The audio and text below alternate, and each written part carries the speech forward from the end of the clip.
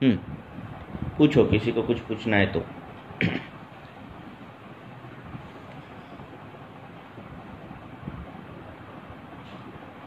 हाँ, पूछ सकते हो आप।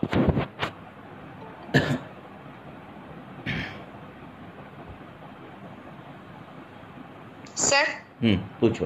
हेलो सर, मुझे एक क्वेश्चन पूछना था। पूछो। जो परिवर्तनवत वेदना होती है ना, वो अपने आप ही कभी कभी मतलब ठीक हो जाती है, फिर आ जाता है। तीखा वगैरह खाने के बाद होता है, फिर अपने आप हील हो जाता है, तो उसमें क्या विचार करना चाहिए? बुध परिकर्तिका जो है, परिकर्तिका ये हाँ। वेदना का स्वरूप है, हाँ? तो ये हृदय भागी आएगा, हृदय भागी भी, हृदय की जगह भी आ सकता है, पेट में भी आता है, गुद भागी भी आता है, और ज़्यादातर गुद भागी, गुद प्रदेशी दिखता है। इसलिए हमने वो शब्द जो है वो उसको ही ये कर दिया है कि परिकर्तिका मीन्स फिशर जैसा ये होना, कटिंग पे, बराबर है। हेलो। हाँ। हो सर। तो कईयों को जो मल जो रहता है कईयों का, वो शुष्क होने के कारण वहाँ पे परिकर्तिका आ जाती है। दारण जो लक्षण है वो त्वगत वात में लिखा है। और ये 2-3 और स्वेदाभाव, स्वेद का अभाव होने के बाद भी दारणी लक्षण दिखता है। ये 2-3 चीज़ें जो है वो ध्यान में रखनी पड़ती है। अब ये परिकर्तिका आती है, कभी कभार वो लक्षण पूरे ये चले जाते हैं। ये ज़्यादातर मल के ऊपर डिपेंडेंट जो परिकर्तिका है उस पर ये होता है। जब वो इंसान रुक्षान्न खाता है, स्निग्ध अल्प स्निग्ध अन्न खाता है, तब उसका जब मल कठिन हो जाता है तब यह परिकर्तिका लक्षण दिखता है। तो उनको अगर खाने से पहले या फिर खाना खाने में घृत का अगर प्रयोग उन्होंने किया तो ये परिकर्तिका जो लक्षण है वो चला जाता है। हाँ। तो ये कभी कभार ऐसे लक्षण होता है कि कभी कभार आता है फिर जाता है, तो ये खाने पर निर्भर होता है। खाने में उष्ण, तीक्ष्ण, रुक्ष ऐसी चीज़ें अगर इस गुण की पदार्थ अगर खाने में हो तो ये परिकर्तिका लक्षण आ जाता है। कर्तिका मीन्स कटिंग पेन, परि मीन्स सभी जगह से। ये जो उपसर्ग है, प्र पर अपसम अनुभव निस निर्दुस दुर्वी, ये सब 22 उपसर्ग है। तो परि का अर्थ है सभी जगह से, और कर्तिका मीन्स कटिंग, सभी जगह से कटिंग पेन होना।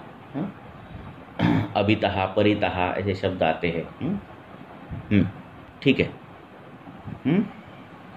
तो गुदार्श में भी आता है। गुद पिचू रखने के बाद ये सब लक्षण कम हो जाते हैं। बोलो।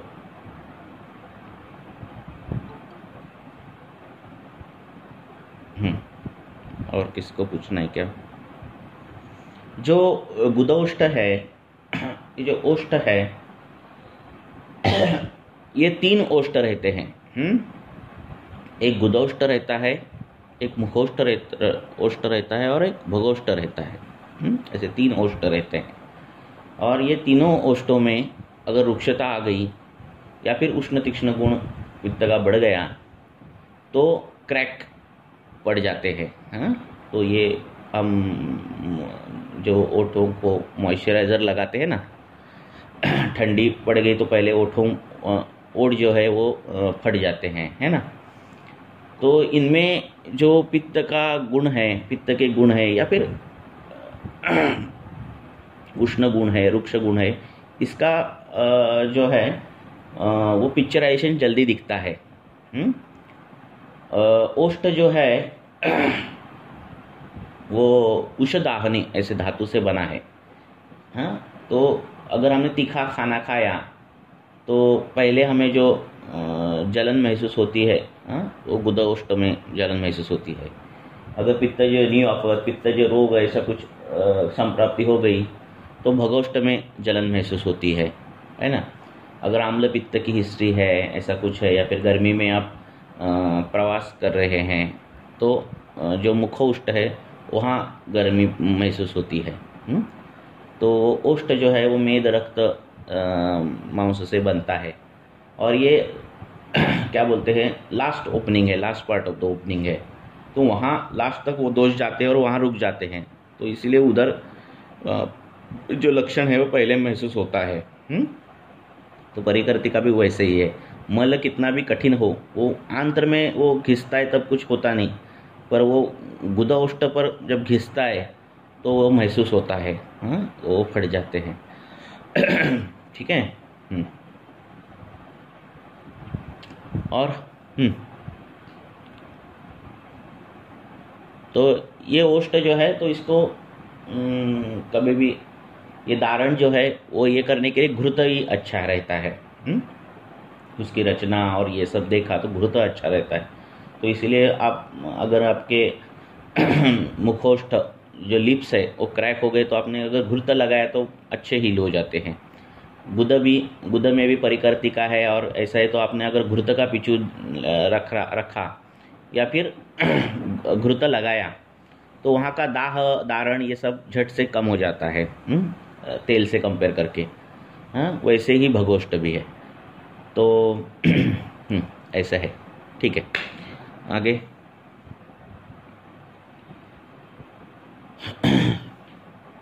पूछो सर, अवस्था परीक्षण कसं करायचं? पेशंटचे दोष आणि स्थान लक्षात येऊन जातं पण अवस्था समजत नाही। कसं आहे, असं नुसती अवस्था नाही आहे, आपल्याला सगळंच बघायला सांगितलं। यथा दोषम यथा रोगम यथोद्रेकम यथा यथम, है ना। विभज्य देश कालादि तत्र योजम विषयम, सभी देखना रहता है। अब ये हम ऐसे नहीं बोल सकते कि अरे ये इस अवस्था में है, अरे ये अभी हो गया पक्वा, ऐसा नहीं होता। ठीक है। अब देखो, सपोज आपके सामने विद्रदी है, और वो विद्रदी जो है वो अपक्व अवस्था में विद्रदी का पेशेंट आ गया है, तो आपको दिख रहा है अपक्व अवस्था में विद्रदी के लक्षण दिखाई उन्होंने दिए हैं कि कैसा होता है, वो शोथ कैसा होता है विद्रदी के ऊपर का, ये सब दिया है। वो कठिन रहता है, इसमें उसमें पेन रहता है, ये सब दिया है। फिर भी अगर पेशेंट वात प्रकृति का हो, पेशेंट शीत आहार लेने वाला हो, पेशेंट रुक्ष प्रदेश में रहने वाला हो, रुक्ष ऋतु चल रहा हो, रुक्ष शीत ऋतु चल रहा हो, तो ये पक्व विद्रदी को पच्यमान अवस्था और पक्वावस्था को जाने के लिए बहुत टाइम लगता है। तो एक अवस्था सिर्फ पता चलना नहीं इम्पॉर्टेंट है आपको, ठीक है ना। अगर आपके पास अपक्व विद्रदी का पेशेंट आ गया और पेशेंट नॉनवेज खा रहा है, तीखा खाने वाला पेशेंट है, गर्मी में जाने वाला पेशेंट है, अभी बोल रहा है कि मैं कल परसों ऐसे ऐसी जगह जाऊंगा जहां गर्मी बहुत है, मैं वहाँ प्रवास ज़्यादा करने वाला हूँ, तीखा ज़्यादा खाने का वाला हूँ, मद्यपान कर, तो वो विद्रदी की अवस्था आज अपने आपने डिसाइड कर ली कि वो अपक्व अवस्था है, पर वो कल दो तीन दिन में वो झट से पक्वावस्था में जाने वाली है ना। तो सिर्फ अवस्था निश्चिति इम्पॉर्टेंट है, पर बाकी की भी चीज़ें आपको ध्यान में रखनी पड़ेगी, बराबर है ना। तो ये क्वेश्चन कैसा ही व्यापक है। हाँ, एक टिपिकल केस के बारे में होगा तो उसको और मैं ज़्यादा सटीकता से उत्तर दे सकता हूँ, ठीक है। पर अवस्था के वर्णन दिए हैं हर एक इसके व्याधियों में, है ना। वातरक्त हो तो उत्तान भी दिया है और गंभीर भी दिया है ना। उधर भी दिया है तो उसमें जातोदक भी दिया है और बाकी की अवस्था भी, तो अवस्थाओं के वर्णन दिए हैं।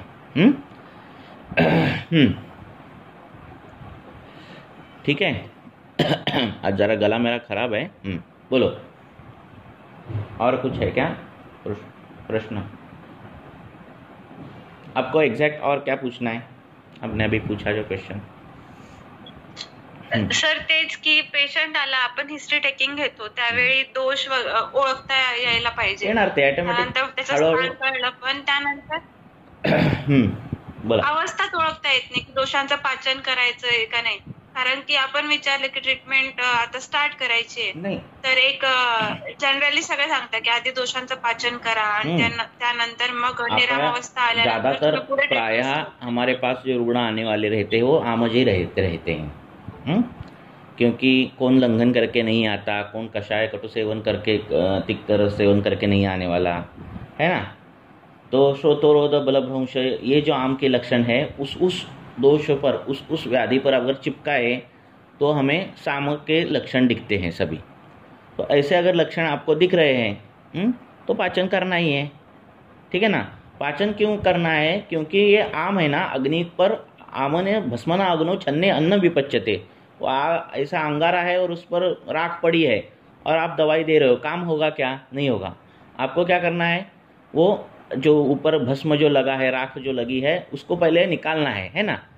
फिर अग्नि दिखेगी आपको और फिर आप औषध डालोगे उस पर। और ऐसे अगर औषध आपने डाल दिया तो औषध ही नहीं पचन होगा, क्योंकि अन्न ही नहीं पचन हो रहा है, औषध कहाँ से पचन होगा, है ना।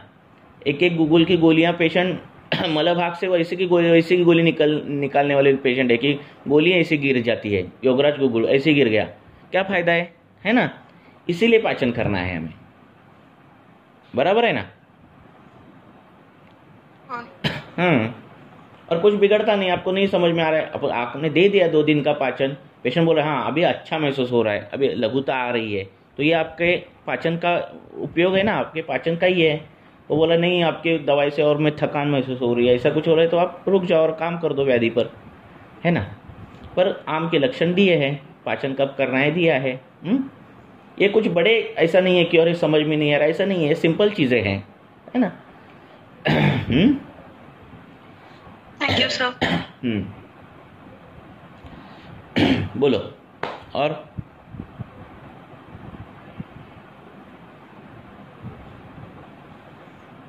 सर जैसे कि पेशेंट में उत्क्लेश है तो हम शोधन देते हैं, जैसे पहले ही हमें अगर लक्षण दिख गए तो ऐसे पेशेंट में हम पाचन नहीं करते ना, पहले शोधन देते, तो फिर शोधन के बाद हमें पाचन देना है या डायरेक्ट गो फॉर अग्निदीपन चिकित्सा।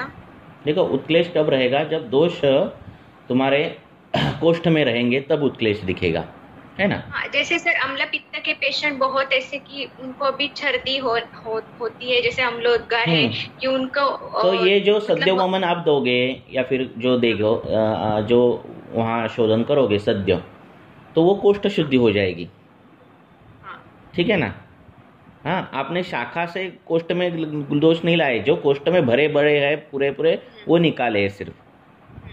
अब शाखा में कुछ हो गए तो उसके लिए बाकी अलग है आगे काम आपका, पर अभी जो भरा पानी है ना पूरा कोष्ठ में, वो तो आप निकालोगे। समझ में आ रहा है ना। बड़ा नाला है और बाकी छोटे छोटे उसके कैनल से, अभी बड़ा जो नाला है वो पूरा भर गया है, अभी आपका काम है जो भर गया है पहले वो साफ करो। ठीक है, तो पहला मेन ट्रैक क्लियर कर दिया आपने। ये कब करना है वमन, तो उसके कंडीशन जो में दिए, तत्रोत्कृष्टे समुत्कृष्टे कपे प्राय चले मले।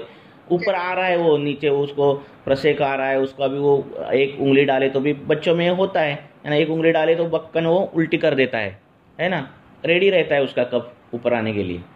तो इस ऐसे अवस्था में वो करना है। फिर उसके बाद आपका जो काम शेष दोषों के लिए पाचन देना बाकी वो करना ही आपको, है ना।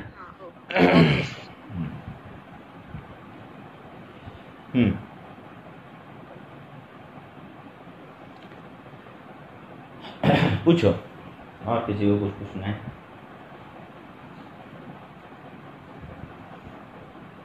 सर ते ज्वरामध्ये रस रक्त मांस मेदोपाचक आलेले आहे, त्याचा इतर व्याधींमध्ये पण विचार करता येतो का? गामितोच्या, कारण की बरेच जण गामितोच्या हिशोबाने विचार करता येतो, बाकी काय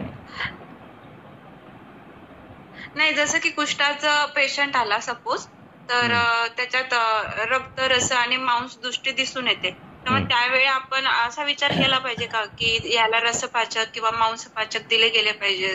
काय आहे हे नंतरचं अप्लाइड आहे। तुम्ही ज्वर ज्यावेळी वाचाल वाघबटाचा चरकाल तरी तुम्हाला काय दिसणार आहे पिक्चर त्यांच्या चिकित्सेमध्ये, तसंच वापरावं, आलं लक्षात, बरोबर आहे। ते सर दिवसांसाठी सांगितले ना। ते सांगतो, ते रसगत ज्वराचं नाही आहे, ते कसं आहे संततक ज्वराचं आहे। सततक संततक अन्य दुष्क त्याच्याच आहे, पण हे वापरल्यानंतर त्या धातूंकडे जाणार, त्या धातूंची जी गोष्ट आहे म्हणजे त्या धातूंची लक्षणं आहे ती कमी होताना दिसत आहेत व्यवहारामध्ये, म्हणून ते सरसकट आता व्यवहारामध्ये वापरलं जाते, आलं लक्षात। आणि आपणही सरसकट वापरलं, काही तोटा नाही, व्यवस्थित जाते।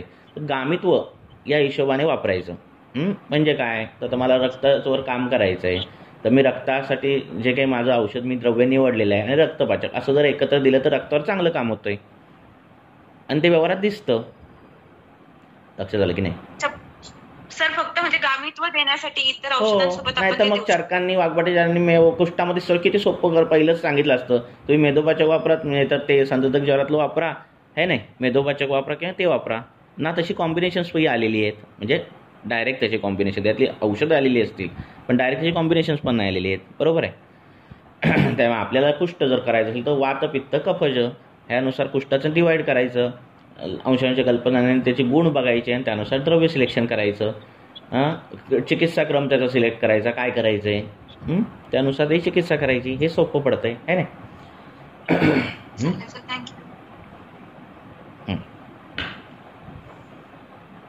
हाँ पूछो. और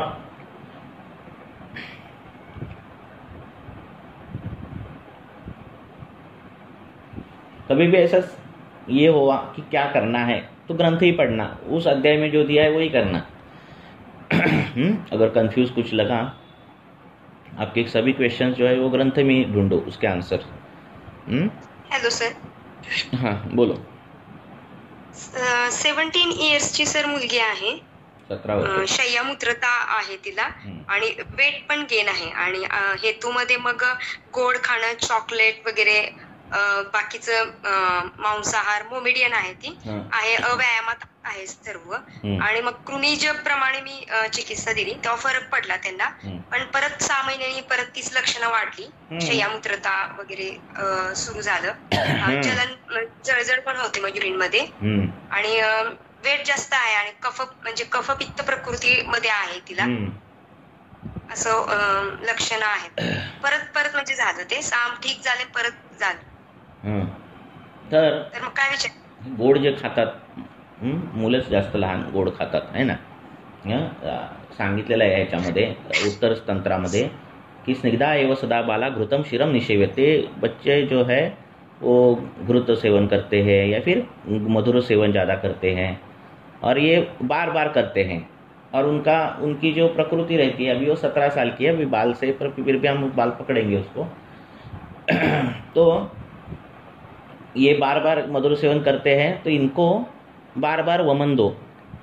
बुद्धिमान वैद्य जो है वो बार बार वमन देता है. वमन देता है मीन्स कौन सा वमन देता है? सौम्य वमन देता है, ताकि उनका जो बार बार दूषित होने वाला कफ है, प्रकोपित होने वाला कफ है, वो बार बार निकल जाए और कफ प्रधान जो व्याधि है वो ना हो, है ना. ऐसा सूत्र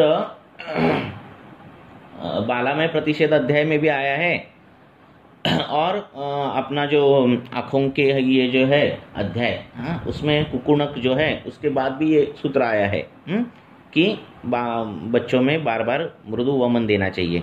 अब बार बार देना मीन्स क्या? जब ऐसे लग रहा है कि वो उसको खांसी है, बलगम निकल रहा है, प्रतिशाय है, नाक से पानी निकल रहा है, उस टाइम उसको वमन देना है. ये कर दिया ना हमने तो आगे की बहुत सी संप्राप्तियाँ कम हो जाती है. ऐसे बच्चों में जिनका वजन बढ़ रहा है बहुत, इन ऐसे बच्चों में प्रतिशाय ज़्यादा है, कफ ज़्यादा है. उदावर्तजन्य लक्षण पण आहे, जे कॉलेजला जाते त्यामुळे तिथं मूत्रवेग धारण केला जातोय असं तिच्या म्हणजे म्हणण्यात आलं. मग त्याच्यामुळे उत्पन्न कृमीज हे आहे असं मी डायग्नोसिस केलं. कृमींचं जर ते सारखं गोड गोड खात असेल, उसके साथ बार बार हेतु ओढ़ रहे तो हेतु पहले बंद करना चाहिए. आप कृमिग्न दोगे, मैंने कृमिन के बारे में बोला, सिर्फ कृमिग्न नहीं देना रहता है. कृमिग्न देना, उसके बाद कृमिन का पतन देना और प्रकृति विघात करना. प्रकृति विघात करना मीन्स क्या? कृमि उत्पत्ति नहीं होना चाहिए ऐसा एटमॉस्फेयर शरीर में पैदा करना. ऐसा एटमॉस्फेयर कब पैदा होगा? जब आप तिक्त रस सेवन करोगे, जब मधुर और पृथ्वी और आप महाभूत प्रधान द्रव्य कम खाओगे, आहार विहार वैसा कम करोगे, तो ये उसका प्रकृति विघात हो जाएगा. वो कृमि वहाँ पैदा नहीं हो जाएंगे. पहले कृमियों का पातन करना और एरंडेल तेल ऐसा देकर कृमियों को क्या करना? पतन करना. कृमियों को पहले मारना और उसका पतन करना. ये बार बार होना चाहिए. जो बार बार मधुर सेवन करता है वो, क्योंकि वही कफ का रहता है, हेतु कफ के रहते हैं, चिकित्सा कफ पर होनी चाहिए. और फिर ये कृमि हो जाते हैं, आंत्र में कृमि हो जाते हैं, आमाशय में कृमि हो जाते हैं, फिर अलग अलग लक्षण दिखाई देते हैं. फिर त्वचा विकार से लेकर प्रतिशाय तक सभी लक्षण ये कृमि दिखाते हैं और उन पर सभी ट्रीटमेंट हो जाती है पर कुछ रिजल्ट नहीं मिलता. तो ये बार बार होनी चाहिए और उसको बार बार बोलना चाहिए कि कम खाओ, है ना. चॉकलेट ये सब अभी नए फास्ट फूड निकले, कुरकुरे ये सब बहुत ख़राब है. विषान नहीं है ये सब कुछ, है ना. दो दो तीन तीन साल, चार चार महीने पहले का कितना प्रदूषित होगा। हाँ, उसमें भी वो केमिकल वाला है ना सब कुछ। और चॉकलेट तो कैफीन वीफीन उसमें इतना बड़ा डालते कि उसको लत लगनी चाहिए आपको, आपके नर्वस सिस्टीम को। सर मग वमन पण केलं पाहिजे का मग अशा हां, तर सारखं असं वाटत ज्याही वाटतंय तिला असा कफ होतोय त्यातही वमन करायचंच करायचं, सौम्य वमन. कफाची काहीच लक्षण नाही, ज्याही वाटतं सगळे त्यावेळी. ड्युरिंग अपान कक्षेतलं आहे.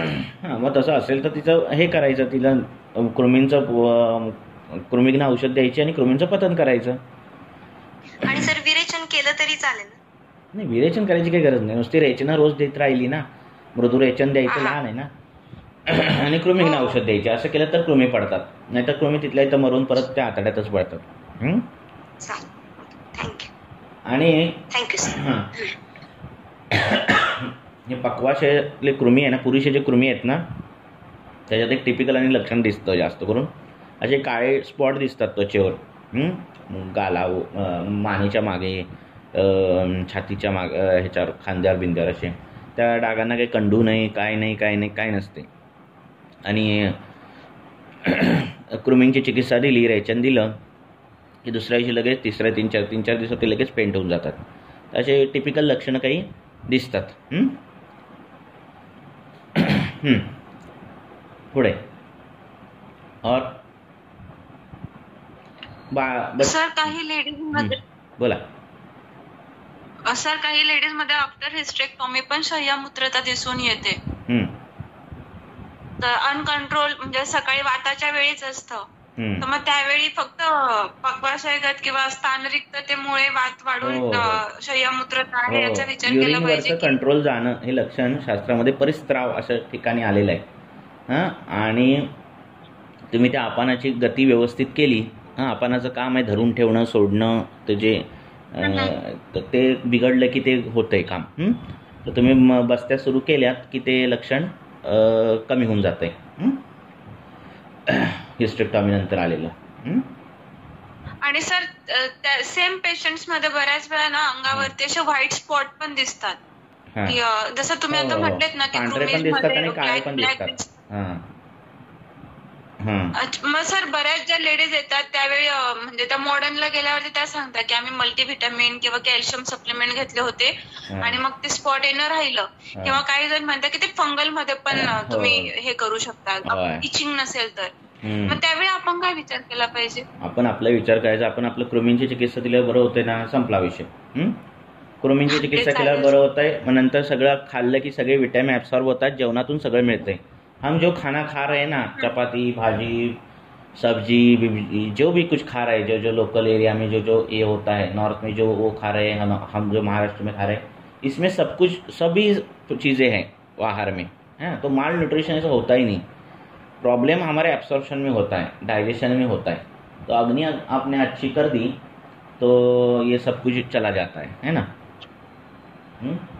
सर पण त्यांचे हेतूंमध्ये असं म्हणजे कफस किंवा स्वादू आहार सेवन नाही, पण दिवास्वाप मात्र दिसतो. दिवास्वाप पण अदर काही नाहीये. दिवास्वाप हा जो हेतू आहे तो कपदृष्टीचा हेतू आहे, हा मांसदृष्टीचा हेतू आहे, मेददृष्टीचा हेतू आहे, प्रमेहाचा हेतू आहे की नाही, कुष्ठाचा हेतू आहे. मग आणि किती काय पाहिजे आहे की नाही. अजीर्णाचा हेतू आहे, कितीतरी दिवास्वाप हेतू आहे. बरोबर आहे. त्यामुळे ते दिवसा झोपायचं नाही. त्याला कोणी झोपायचं, त्याला पण नियम आहेत. बालकांनी झोपायचं, म्हाताऱ्यांनी झोपायचं. जो बीमार है वो व्यक्ती सो सकता है, पर स्वस्थ नहीं सो सकता. सर पण त्या सांगतात की त्यांना लहानपणापासूनच सवय आहे, त्या डेली धीरे धीरे वो आदत ये करो. बचपन में चलता था, जवानी में भी चलता था, अभी तकलीफ होगी, ऐसे बोलना उनको, है ना. कई लोग बोलते हैं मैं तो इतने काफ़ी सालों से सिगरेट पी रहा हूँ, काफ़ी सालों से ड्रिंक कर रहा हूँ, तब नहीं मुझे कुछ हुआ और अब हुआ. ऐसा नहीं होता, ये धीरे धीरे हुई संप्राप्ति होती है ना. वैसे ही है, उनको बोलना धीरे धीरे आदत ये कर दो. है कि नहीं. Thank you sir. Okay.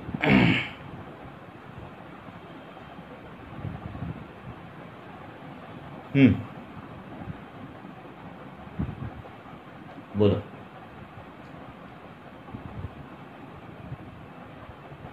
Hello sir. बोला. हाँ सर. एक 35 इयर्स ओल्ड फीमेल आहे सर, मॅरिड पेशंट आहे. हेलो, बोला ना, ऐकायला येते. आवाज येतो सर? हिंदी में बात. हाँ बोलो. हाँ सर, 35 इयर्स ओल्ड फीमेल है सर. उनको मैरिड पेशेंट है. उनको ऑलमोस्ट 10 इयर्स से इनफर्टिलिटी है सर. और बहुत सारे मेडिसिन इधर उधर हॉस्पिटल चेंज किए उन्होंने, और अभी सिर्फ उनको पीसीओडी डिटेक्ट हुआ है. तो वो मेरे पास आए सर कि अभी हमने सब ट्राई किया और अभी हम क्या ट्राई करें करके. और पेशेंट यहाँ से दूर है, तो बस्ती दिखना, उत्तर बस्ती और पंचकर्म ये सारा सर पॉसिबल. ज्यादातर इनफर्टिलिटी में बस्ती बिस्ती तो देख, पर विरेचन का बहुत अच्छा फायदा होता है. अब डिपेंड है हेतु क्या है वो सब कुछ है. पर आपका काम क्या है, पहले सब हेतु निकालो, व्याधि कोई है वो देखो, पूरा दिनचर्या दोनों की बदल करो. दोनों के दिनचर्या में शोधन करना ही है इनफर्टिलिटी में. बहुदोषा अवस्था में चरक में लक्षण दिए हैं, वहाँ लक्षण देखो. एक मिनट. तो सर आज मतलब तो वहाँ ये पूछना है कि सर बोलो. तो ये इनफर्टिलिटी है तो वो शोधन योग्य रोग है. शोधन करने के लिए योग्य है. क्योंकि शुक्र तक दृष्टि है, इसका मतलब हमें शोधन करना है. तो उनको बस्ती भी अच्छा होता है, पर डिपेंड. विरेचन भी अच्छा होता है, तो वो काम करो. लेकिन बोलो. सर अभी नित्य अनुलोमन पहले हिस्ट्री बोलती हूँ सर. अभी उनकी हिस्ट्री देखे तो मोस्ट ऑफ द, जैसे आपका पीसीओडी का मैंने आज लेक्चर सुना सर यूट्यूब का. तो 2 टाइप के अलग अलग पेशेंट होते सर. एक तो स्थूलता की वजह से और कृशता में भी पीसीओडी दिखती है. तो मोस्टली हमें जो दिखती है वो स्थूलता वाली रहती है. लेकिन ये पेशेंट में हम सोचे तो इनका वेट बहुत कम है सर, 45-50 के अराउंड वेट है. और कंटिन्यू हिस्ट्री स्ट्रेस की ही दिख रही है इतने दिनों से, वो कंटिन्यू नहीं कर पा रहे उसके लिए. और बाकी हेतु में तो सर वो साउथ इंडियन है, तो मोर कंजम्पशन ऑफ कर्ड और बाकी चीजें, इडली डोसा, वो कट ऑफ करने के लिए बोला. मतलब लाइफस्टाइल पूरी मैंने चेंज करने के लिए बोला है. लेकिन सर अभी इनमें वो जो लेक्चर सुना उसमें अभी हम धातु, हेतु और लक्षण की दृष्टि देखे तो धातु में सर रस, शुक्र, मांस और मेल, ये 4 धातु की दृष्टि है सर ज्यादा. हेतु दिखे तो वो तो सर बंद ही करने पड़ेंगे पूरे, चेंज करके. और सर लक्षण आज हमने हेतु बंद किए तो 2 दिन में फर्क नहीं मिलने वाला है. उनसे पेशेंट को बोलना है, हमें सिर्फ इनफर्टिलिटी ट्रीट नहीं करनी है, आपकी हेल्थ भी ट्रीट करनी है, ऐसा बोलो पहली बात. कभी कभार पेशेंट क्या करने आते हैं कि नहीं ये डिसीज जाने दो, ऐसा नहीं होता. बोलना कि आज इनफर्टिलिटी है, कल दूसरी बीमारी आ जाएगी, तब क्या करोगे, है ना. तो हेल्थ भी इम्पोर्टेंट है, उनको बोलो. सर मैंने बोला कि आप पीसीओडी है 2-3 महीने के बाद रिपोर्ट्स फिर से करोगे, अरे उतने ही वैसे ओरी का साइज है, वो नहीं होगा. आपके मेंसेस इरेगुलर है, पहले वो रेगुलर करेंगे और उसके बाद कंसीव के लिए सोचेंगे करके बोला मैंने से. तो सर अभी इसमें सोचना कैसे है सर? मतलब मेन तो मुझे रस धातु की दृष्टि दिखी सर कि चिंता ना आती चिंता ना, वो पहले क्लियर कर दो, है ना. देखो स्ट्रेस हमारे हाथ में नहीं है, उसका स्ट्रेस निकालना तो बार बार काउंसलिंग करना है हमारे हाथ में है. प्राणी रहते हैं, उनको अगर आपने, कुत्ता है उसको ब्रेड दे दिया तो वो पूंछ हिलाएगा, मस्त वो ब्रेड खाएगा, बिस्किट खाएगा, है ना. उसकी बुद्धि इतनी है कि उसको सुख और दुख मालूम है. अगर उसने अभी मैंने उसको दे दिया तो वो सुखी हो जाएगा, वो ब्रेड खाएगा. वो ये नहीं सोचेगा मुझे शाम को मिलेगा कि नहीं मिलेगा ब्रेड. बराबर है ना. ये इंसान को बुद्धि है. इसका जो डिसएडवांटेज ये है कि इंसान अभी आज खाना भी मिल गया तो वो खुश नहीं होता. वो क्या होता है, शाम को मिलेगा कि नहीं. इससे ऊपर वो सोचता है कि मुझे तो मिल जाएगा, मेरे मरते दम तक मिलेगा कि नहीं, मेरा जाने दो, मेरे बच्चों को मिलता है क्या, मेरे बच्चों के मिलता, इतना सोचता है ना.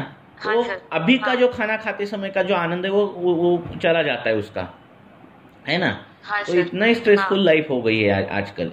तो ये स्ट्रेस से बहुत सी बीमारियां बहुत है. तो देखो ना, साइंस ने एडवांस इतनी प्रगति कर ली. आज हमारे पास क्या नहीं है ना.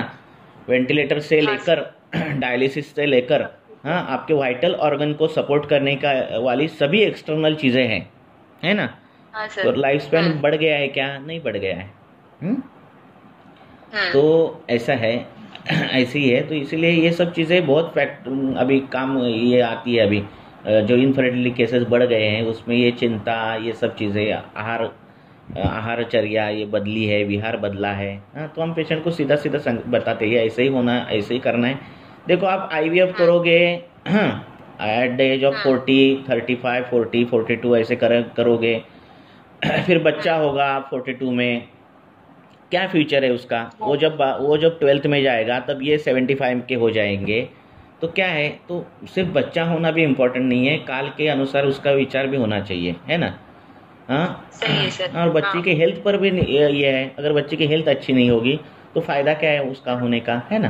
तो उम्र अगर कम हो और ये सब चीज़ें हो तो उनको ये करो। उम्र ज़्यादा हो तो ये बाकी के भी फैक्टर उनको, क्योंकि आपको समाज को एजुकेटेड करना है, ठीक है? आपको दवाइयाँ बेचनी नहीं है। हाँ, तो एजुकेट करना है, तो इसीलिए उनको ऐसे भी बोलना है कि अगर आपकी उम्र 40 है तो अगर आपका अगर रह भी गया 42 में, तो सोचो ना आगे का क्या है। अभी आगे का एजुकेशन का कितनी फीस है, क्या ये वो सब कुछ देखो, है ना?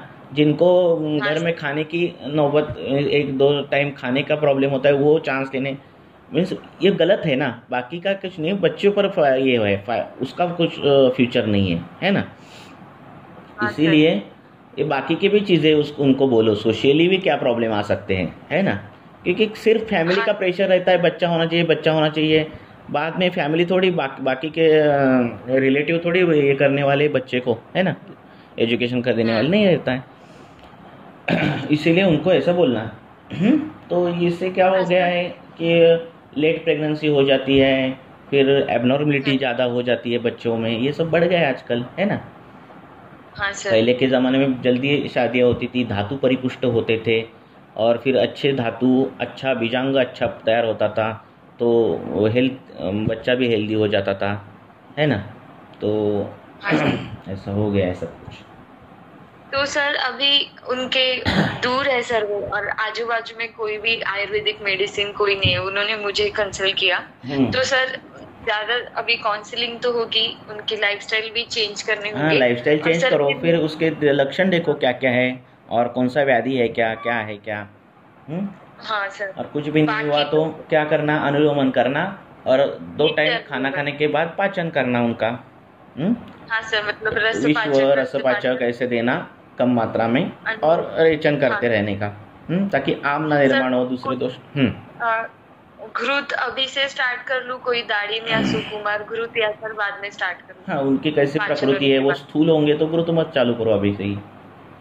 कृष नहीं है सर, बहुत ही मतलब रसदुष्टि इतना ज्यादा चिंता की वजह से, तो चिंता के वजह से इनफर्टिलिटी है, तो कल्याण का घृत अच्छा है, महाकल्याण का घृत। तो महाकल्याण का घृत की फलश्रुति देखो, तो उसमें वो सब आता है, उसकी फलश्रुति किसी के पास होगी तो पढ़ो। हाँ, तो उसमें वो सब आता है। महाकल्याण का घृत चालू करो, कल्याण का घृत चालू करो। हाँ सर। और सर ये जो भी है सारे यूनिवैपथ के अंडर ही आएंगे, तो ये तो बात ही दुष्टि हुई सर ज्यादा इनमें, क्योंकि इतने मन की चंचलता बड़ी है, और सारे यूनिवैपथ तो वात की वजह से बोला है। तो सर दशमूलारिष्ट भी स्टार्ट करूँ क्या? दशमूलारिष्ट भी कल्याण घृत, या कोई अभी जरूरत नहीं? एक कोर्स तो चालू करो ना, घृत चालू करो। घृत चालू करो, हो जाएगा ना? हाँ, हो जाता है। महाकल्याण का घृत चालू करो, और पाचन उसका करो, और उसको रेचन के लिए दवाई देते रहो। तो बाकी के नित्य अनुलोमन करो। अलग अलग इसको दे सकते हैं हम, अभिपत्तिकर चूर्ण या फिर कोई भी। हाँ, दे सकते हैं। हाँ सर। और सर घृत का टाइमिंग मॉर्निंग पे ही ना, रसायन का? महाकल्याण का घृत, और ये ब्राह्मी घृत है, उसका भी उसको यूज अच्छा होगा, ब्राह्मी घृत का। हाँ सर। ब्राह्मी घृत में भी ये आया है इनफर्टिलिटी, फलश्रुति। हाँ सर, मतलब सर शायद इसमें भी है, और दाड़िम घृत में है ना सर? है ना, पांडुजन्य वंदत्व ऐसा कुछ हो तो दाड़िम अच्छा काम कर देता है। अग्निमांद्य, पांडु। डिफरेंशियल कैसे करना है? बहुत स्ट्रेस, टेंशन ऐसा कुछ है, चिड़चिड़ा है, ये सब है, वैसे है तो ब्राह्मी घृत, कल्याण का घृत ऐसे हो जाता है। बाकी के भी कॉजेस हो, बाहर के ग्रह बाधा, ये सब ऐसे तो पंचगव्य काम आता है। तो भी महाकल्याण। हाँ, ये ग्रंथकारों ने दिए है सब कुछ, ऐसा सब कुछ सोचकर। सर और रोज इंसान घर में आता है काम के बाद और चिड़चिड़ चिड़चिड़ करता है, तो ये क्या है, उन्मादी अवस्था है ना, थोड़ा अल्प उन्माद है ये, है ना। तो ये स्ट्रेस टेंशन से वही होने वाली है मनोविकार। हाँ सर और सुकुमार घृत, सुकुमार घृत भी दे सकते हो। सुकुमार घृत प्रमेह है, हृदरोग है, हाँ। और ऐसे में और ये सब है, तो वो सुकुमार घृत ये करता है। थोड़ा थोड़ा सा डिफरेंशिएट है, खूब बड़ा नहीं है ऐसा कुछ। अगर ये नहीं दिया और मैंने वो दिया तो कुछ बड़ा ये नहीं होने वाला, पर है ना डिफरेंशिएशन घृत में, तो हाँ सर वो कर दो। सर पूरा भी नहीं होगा, ऐसे नित्य डेली बेसिस पे होगा तो सर ऐसे ही और खुद बनाना वो पेड़ी पे घृत, वो ऐसे कंपनी का दोगे तो वो परवड़ता नहीं है, तो महीने 2 महीने में बंद कर देते वो। खुद घृत लाओ और ब्राह्मी घृत बनाओ और दे दो, फिर 1 किलो 2 किलो आप दे सकते हो उसको, फिर उसको वो यूज़ भी होगा बराबर से। अगर कॉस्टिंग ज़्यादा हुई ट्रीटमेंट की तो पेशेंट क्या करता है, वो महंगी है इसीलिए छोड़ देता है बीच में, ऐसा भी होता है ना। हाँ अच्छे खासे, हाँ अगर आयुर्वेद की ट्रीटमेंट 10-12 हज़ार महीने का अगर खर्चा हो रहा है, 4-5 हज़ार, तो ये नहीं होता है अफोर्डेबल पेशेंट को, है ना। हर पेशेंट थोड़ी ऐसा रहता है हर एक को 1.5-1.5 2-2 लाख पगार, ऐसे नहीं होता। तो ऐसे करो, पेशेंट को भी सस्ती होनी चाहिए, और ऐसे इसीलिए खुद बनाओ। हाँ सर। और खुद बनाओ, घृत लाओ, घृत सिद्ध करो तो आधा 1 किलो आप घृत दे सकोगे पेशेंट को। हाँ सर, और डेली बेसिस पे ज्यादा देना है ना। कभी कभी मात्रा भी कंफ्यूज होता है सर कि कैसे डिसाइड करना है मात्रा। ऐसा कुछ नहीं, आप कम मात्रा होगे तो कुछ बड़ा ये होने वाला, ऐसा कुछ नहीं होगा। हाँ जाएगा वो, द्रव्य का ही काम करेगा। इतना मात्रा पर रहता था तो ग्रंथकारों ने हर घृत की मात्रा दी होती ना, है ना। हाँ सर। ये सब आपके हिसाब से युक्ति प्रमाण से एडजस्ट करना है। हाँ घृत पिया और नहीं पेट में घृत आ रही है तो मात्रा कम करनी है ना। घृत दिया है और नहीं, मुझे बहुत घृत पीने के बाद 1 आधा घंटे में बहुत भूख लग रही है, ऐसे बोल रहा है पेशेंट, तो घृत की मात्रा बढ़ा सकते हो, है ना। ओके ऐसे। Thank you. Okay 1 minute. Hello, हाँ ठीक है चलो बाय।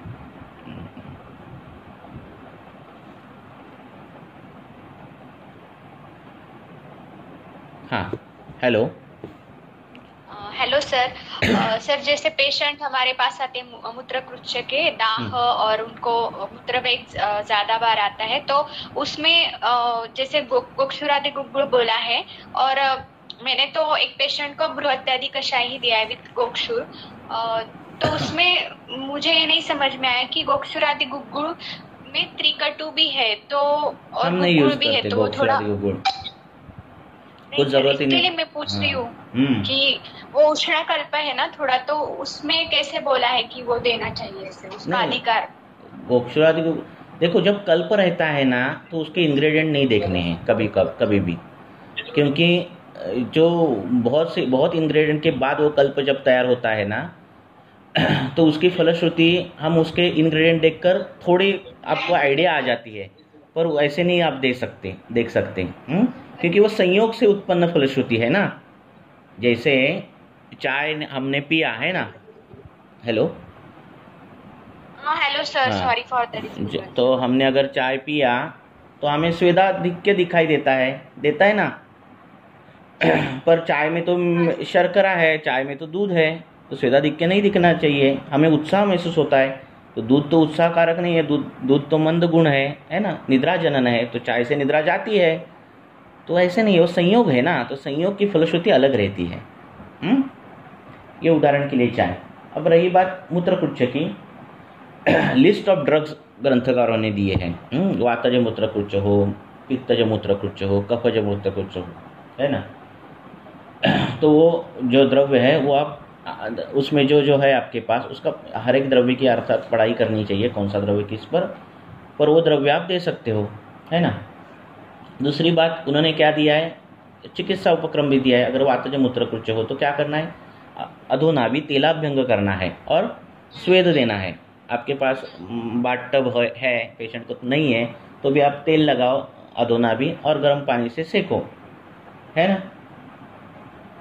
हाँ, पादेलोन जो रहता है उससे वो, या फिर सेंधव रहता है, अजमोदा सेंधव ऐसे दिया तो वातज मूत्रकुच का जो ये जो शूल है वो भी रुक जाता है। पित्तज मूत्रकुच हो तो वही ठंडा लेप करना है अधुना भी। उसमें शतावरी गोक्षूर ये द्रव्य दिए हैं, ये द्रव्यों का आप क्वाद बना कर दो, शिरपाक बना, अग्नि अच्छा हो तो शिरपाक दे दो। ऐसा देकर आप पित्तज मूत्रकुच तो लिस्ट ऑफ ड्रग दिए हैं, जरूरत नहीं पड़ती कुछ बड़ा कोई कल्पल देने की। दे सकते हो पर मैं नहीं यूज करता, मैं यही द्रव्य ही यूज करता हूँ, इससे रिजल्ट मिल जाता है। चंद्रप्रभा भी बोला है ना सर, इसके लिए चंद्रप्रभा में चंद्रप्रभा भी बोला है। ऐसे कि उनका अधिकार में वही बोला है, तो वैसे कल्प देना है या नहीं देना है? नहीं दे सकते हो, मैं नहीं यूज करता हूँ, मैं यही यूज करता हूँ। मैं क्या देखता हूँ, पाषाण भेद देना है क्या, है ना, ये देखता हूँ मैं। गोक्षुर कब दे दूँ मैं, तृणपुंचमूल कब दे दूँ, ये बारे में मैं सोचता हूँ, मैं उसकी पढ़ाई ज़्यादा करता हूँ। क्योंकि सर एक बार उसका वीडियो बना देना ना फिर प्लीज, कि वो बहुत मतलब क्योंकि मोस्टली देखो गोक्षुर भी स्निग्ध है, मधुर है, फिर लघु पंचमूल में भी वात पित्त शामक है, मोस्टली स्निग्ध है, तो फिर ऐसे इसमें कंफ्यूजन हो जाता है। इसीलिए बोल रहा हूँ कि आपको गुण मालूम अगर हो गए ना हेतु के, तो द्रव्य सिलेक्शन बहुत इजी हो जाता है। द्रव्य अगर वैसा नहीं मिला तो उस द्रव्य को अनुपान बदल कर आप वो गुण बना सकते हो, है ना। मीन्स क्या, अगर तो पेशेंट उष्ण रुक्ष ऐसे गुण के हेतु लेकर पित्तज मूत्रकुच्छ लेकर आया है, सपोज एक पेशेंट आया है और उसने रुक्ष गुण मीन्स क्या, धूप में वो ये कर रहा है, सूखा पदार्थ खाता है, गरीब है, स्निग्धार नहीं खाता, धूप में ये करता है, काम करता है, ऐसे हेतु करके वो पित्तज मूत्रकुच्छ लेकर आया। वो बोल रहा है कि पेशाब में बहुत जलन आ रही है, अब मेरे पास चंदन है या फिर मेरे पास वाड़ा है, उशीर है, पर मुझे अभी क्या गुण चाहिए, शीत और स्निग्ध चाहिए, पर ये तो वृक्ष है दोनों, अब मैं स्निग्ध कहाँ से लाऊं? तो मैं घृत के साथ वो दे सकता हूँ, चंदन, है ना। यष्टि मधु हो मेरे पास तो मैं बहुत अच्छा, शतावरी हो तो और भी अच्छा, गोक्षुर हो तो और भी अच्छा है, पर नहीं है ऐसा मैंने सोच लिया अगर हमारे पास, तो हम अनुपान बदल के अब ये कर सकते हो। बराबर है। पर सर दाह है तो पित्त होता ही है ना सर, इसके लिए वो थोड़ा कंफ्यूजन होता है क्योंकि हमें पित्त शामक द्रव्य मोस्टली और शूल भी रहता है, तो वात पित्त शामक द्रव्य मोस्टली स्निग्ध और सारीवा यष्टि मधु ऐसे द्रव्य मोस्टली स्निग्ध ही रहते हैं। तो इसके लिए फिर वो कैसे समझे? मूत्र जो है ना वो उसका संबंध क्लेद से है, बराबर है ना। तो क्लेद बढ़ाने वाली जो द्रव्य है जैसे शतावरी है, गोक्षुर है, और ये जो है ये क्लेद बढ़ाते हैं और मूत्र बढ़ाते हैं, तो जो दाह है वो चला जाता है, ठीक है ना। सालवन है, पिटवन है, ये सब, तो ये इसलिए वो आए हैं, इसलिए वो अनंता नहीं आई है यहाँ पे मूत्रकुच्छ में। आई होगी पर नहीं, जितने आप बोल रहे उतने नहीं आता ये, ठीक है। सिर्फ वो सर चंदनासव या उशिरासव किसमें तो है सर, मैंने आज पढ़ा था, है ना। हाँ उसमें है, लेकिन योग में है, लेकिन ऐसे सारीवा का अधिकार उसमें नहीं है मूत्रकुच्छ का। तो ज्यादा क्या आपको दिखाई देगा, गोक्षुरी दिखाई देगा या फिर सालवन पिटवन दिखाई देगा, है ना। ऐसे दिखाई देगा, मुस्ता भी दिखाई देगा। हाँ आगे। Hello sir. हाँ बोलो। हाँ एक केस डिस्कशन करना था। बोलो। हाँ एक 24 ईयर मेल पेशेंट है 24 और उसे मधु हाँ और 10 साल से मधुमेह है और पैरों में सूजन रहती है, बहुमूत्र प्रवृत्ति है और थोड़ा सा उसे मतलब 2 साल पहले ब्रेन में हेमरेज जैसा भी हुआ था, मतलब रक्त पित्त जैसे भी वो थे और अभी वो मतलब चलते फिरते भी नहीं है, हार्ड स्टूल रहते हैं और बोलते वक्त भी मतलब उतना उन्हें मतलब पता नहीं चलता कि क्या बोल रहे हैं, ऐसा थोड़ा सा होता है और ज्यादा प्यास भी लगती है और पानी भी बहुत पीते हैं और हाँ मतलब इतना है उन्हें। तो उसमें मतलब बोलो मतलब पहले तो कैसे देखते हैं, मतलब अभी क्या है वो ऐसे पेशेंट जो डायबिटीज के रहते हैं जो सालों सालों से सल्फोनिलुरिया नहीं तो बाइगोनेट चालू रहता है, मेटफॉर्मिन नहीं तो उनका चालू रहता है, तो वो बंद करना है और हमारा चालू करना है, ऐसा ये मत, ऐसे दिमाग में मत सोचो। अभी क्या करो, अभी ये ड्रग डिपेंडेंसी आई रहती है उनमें। अभी आपको लक्षण जो दिख रहे हैं, अभी बहुमूत्रता है, प्रबलता बहुमूत्रता जो है, इसीलिए हम प्रमेय बोल सकते हैं। अगर ये नहीं है और डायबिटीज है तो हम नहीं बोल सकते। ये पहली बात। अब आपको जो लक्षण दिख रहे हैं ये सब पित्तज प्रमेय जैसे लग रहे हैं। अभी मैं गाइडलाइन दे रहा हूँ, ऐसे ही करना है आपको, ये नहीं है।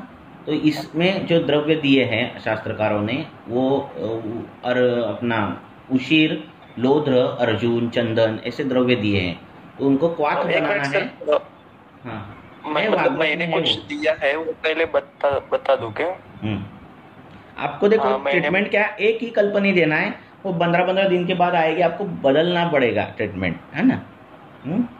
दोषों के आपको क्या करना है, देखो कॉम्प्लिकेशन केसेस आते हैं कि बाबा डायबिटीज भी है, हिस्टेरेक्टोमी भी किया है, ये भी किया है, वो भी किया है। अब इतने व्याधि संकर आपको अगर दिखेंगे तो आप क्या ट्रीटमेंट दोगे, कहाँ से संप्राप्ति निकालोगे? नहीं निकलती संप्राप्ति, है ना, क्योंकि इतना कुछ रहता है। पहले से वो anti hypertensive, anti diabetic drug ली रही, कहाँ से संप्राप्ति निकालोगे, कहाँ से लक्षण निकले? तो आपका क्या काम का क्या है, पहले दिनचर्या उसको सुधारो। दूसरा काम क्या है कि आपको दोष कौन से दिख रहे हैं, बड़े इसमें बढ़ गए हैं, वात दिख रहा है, पित्त दिख रहा है, कफ, तो इस दोषों को समावस्था में लाओ। ये सिंपल ट्रीटमेंट। तो अभी आज कभी कभी क्या करना पड़ता है, 15 दिन के लिए उनको पित्तज प्रमेय की दवाई देनी पड़ती है। वो 15 दिन में आता है मुझे ये सब कम हो गया, अभी क्या लक्षण है, उसके हिसाब से फिर दवाई बदलनी पड़ती है। ऐसे बदलना पड़ता है। और फिर ये सब लक्षण धीरे धीरे कम होने के बाद जो हमारा मेटफॉर्मिन है, नहीं तो दूसरा कोई भी है, वो जो मॉलिक्यूल है वो थोड़ा थोड़ा कम करना है।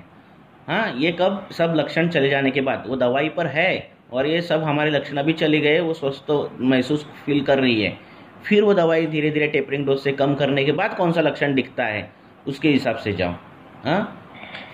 हाँ सर, तो अभी मैंने उन्हें रस रक्त पाचक दिया था, फल त्रिकादि दिया था, त्रिवंग भस्म दिया था, और चंद्रप्रभावटी दिया था, और वातानुलोमन। क्या करो आपको क्या करना है वो पहले डिसाइड करो। उसका संतर्पण करना है कि अपतर्पण करना है? अभी वो क्रूश पेशेंट है अभी।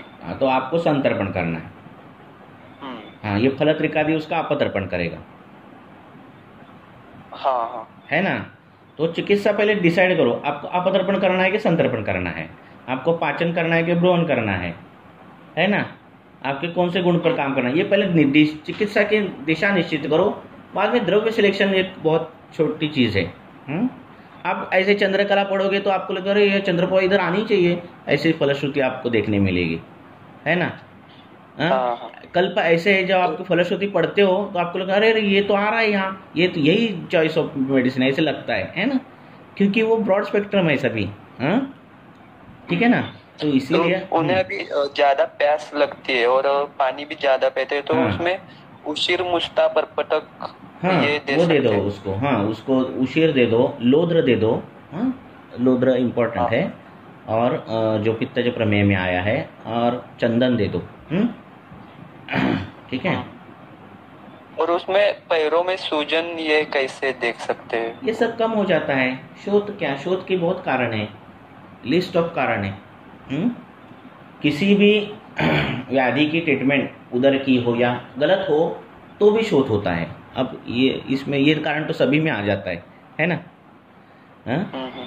ठीक है ना। अगर एक पेशेंट है और शुगर बढ़ गया है और किसी एमडी मेडिसिन के पास गया है और उसने शुगर की दवाई चालू कर दी, वो अगर दोष है, उत्कृष्ट अवस्था का दोष है, उसको वमन ज़रूरत है या फिर विरेचन की ज़रूरत है या फिर क्लेद निवारण की ज़रूरत है, जो भी है, और उसने मेटफॉर्मिन चालू की, तो गलत हो गई ना ट्रीटमेंट, तो इससे भी शोथ आ जाएगा।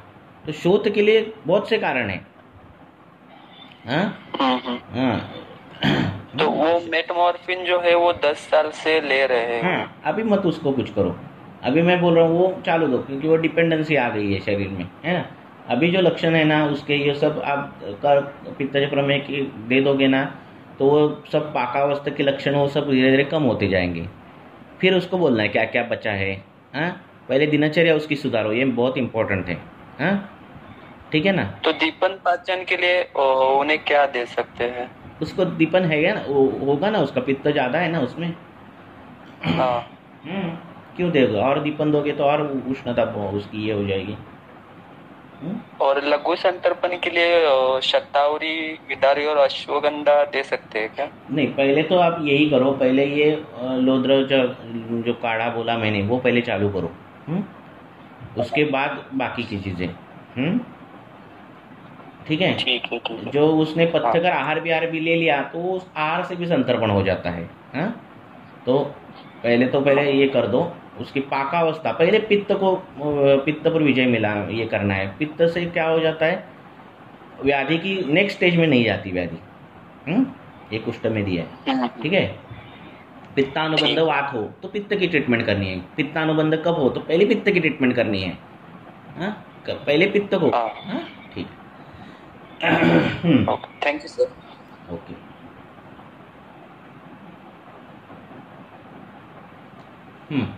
अब एक क्वेश्चन लेंगे सिर्फ, बोलो। सर वो एक क्वेश्चन मुझे पूछना था मूत्रकुच्छ के लिए। जो पेशेंट बोलते हैं ना हिस्ट्री लेते वक्त कि हमने कम पानी पिया था, तो हमें तब से ये होने लग गया। फास्टिंग था तो हमने कम पानी पिया, तो इस पेशेंट में फिर इस हेतु से हम क्या? क्लेद कम हुआ है ना पेशेंट का, जिसका क्लेद कम हुआ है ना वो पेशेंट बोलता है कि पानी पीने के बाद पेशाब में जलन नहीं महसूस होती, बट अच्छा लग रहा है। पर वो टेम्पररी है ना। कितना पानी पियोगे? रोज पानी पीना पड़ता है। पानी कम पिया जलन महसूस होती है। तो शरीर का ही क्लेद बढ़ना चाहिए ना, उसके लिए तो घृत है, उसके लिए तो शतावरी है, बराबर है ना। शरीर का जब क्लेद कम हो जाता है, पित्त का तीक्ष्ण उष्ण गुण बढ़ जाता है। क्लेद मीन्स क्या है? आर्द्रता है। क्लेद मीन्स आर्द्रता है, जो आप गुण है ना वो है शरीर का, वो कम होने को इसलिए बोलते हैं लोग नहीं पानी पिया ना तो अच्छा महसूस होता, तो पेशाब को जलन नहीं महसूस होती, पानी नहीं पिया तो जलन महसूस होती। इसका मतलब क्या है ना। तो उस पेशेंट में तब पानी पीने के लिए बोलना है हमें, फायदा नहीं है। जैसे कि हम पानी कब पीना है? तृष्णा जब लगेगी तो पानी पीना है। ये पानी क्यों पी रहे पेशेंट? पेशाब को जलन नहीं होना चाहिए इसलिए पानी पी रहे। हाँ सर, वही कंफ्यूजन। तो इसी पेशेंट को बोलना है क्या कि पानी पीना है या नहीं पीना है? हाँ, तो नहीं इसलिए बोलना है उसको, प्यास लगी तो पानी पीना है। ठीक है। हमें क्या देना है? हमें शतावरी गोक्षुर देना है। वो सब देने के बाद ऑटोमेटिकली क्लेद बढ़ जाएगा और मूत्र प्रवर्तन अच्छा हो जाएगा। पित्त का गुण कम करना ये इंपॉर्टेंट है ना। पित्त का तीक्ष्ण उष्ण गुण कम जब तक कम नहीं होता जाएगा तो कितना भी पानी पियो उस दिन ठीक लगेगा। नेक्स्ट दिन क्या करोगे पित्त के लिए? तो वो गुण कम करने के लिए घृत ही चाहिए हमें, शीत गुण की दवाई ही चाहिए हमें, है ना। उष्ण तीक्ष्ण हेतु बंद करनी ही चाहिए हमें। वो हरी मिर्च खा रहा है तो जलन होगी ही, ऐसा उसको बोलना। फिर कितना भी पानी पियो, है ना, उसे कॉम्पेंसेट करेगा पानी, है ना। हाँ सर, थैंक यू। सर मेरे को अल्सर में जैसे आपने गिदारी बोला है, वैसे और कौन सा कल्प है? यष्टि किसमें? अल्सर में, स्टमक अल्सर। हाँ, यष्टि में तो बहुत ही अच्छा काम करता है। और नहीं तो सिर्फ घृत, प्लेन घृत अपान काल में या कोई भी अगर खाना खाने से पहले पेट दर्द हो रहा हो, हाँ, अधोनाभि दर्द है, अब अधोनाभि दाह है, तो ये करो।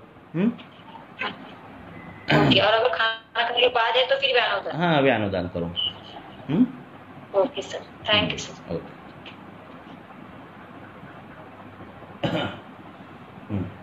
नारी के लवण देखेंगे।